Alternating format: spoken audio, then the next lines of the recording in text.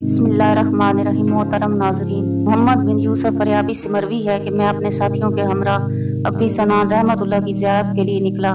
तो जब हम इसके यहाँ पहुँचे तो उन्होंने फरमाया, मेरे पड़ोसी का भाई फौत हो गया है, लिहाजा चलें और इसकी तज़ियत करें। चुनांचा हम उठे और उस आदमी के पास पहुँचे तो हमने उसको देखा, बहुत रो रहा था और शोर मचा रहा था। हम बैठे अफसोस किया, इसको तसल्ली दी, लेकिन वो ना तसल्ली कबूल करता ना ही अफसोस। हमने कहा, क्या तुझे मालूम नहीं कि मौत जरूरी रास्ता है और इससे कोई चारा नहीं?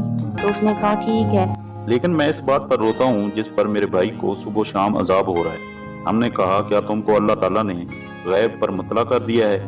उसने कहा, नहीं, बल्कि बात यह है कि जब हमने उसको कब्र में दफन किया और उस पर मिट्टी बराबर कर दी तो तमाम लोग वापस लौट गए। तो मैं उसकी कब्र पर बैठा रहा तो अचानक उसकी कब्र से आवाज आई, आह, मुझे अकेला छोड़ गए कि मैं अजाब में मुब्तला हूँ। हालांकि मैं नमाज पढ़ता था, रोजा रखता था।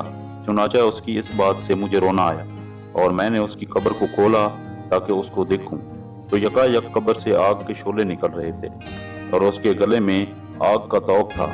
तो भाई की मोहब्बत ने मुझे बहुत परेशान कर दिया। मैंने हाथ बढ़ाया ताकि मैं उसकी गर्दन से वो तौक खींच लूं तो मेरी उंगलियां जल गईं और हाथ भी। तो उसने जला हुआ स्याह हाथ दिखाया, फिर उस पर मिट्टी डाल दी और वापस लौट आया। तो फिर क्यों करना रहूं मैं उसकी हालत पर और क्यों ना गम करूं। हमने दरियाफ्त किया, क्या तेरा भाई जिंदगी में कौन सा बुरा काम करता था? उसने कहा कि ज़कात नहीं।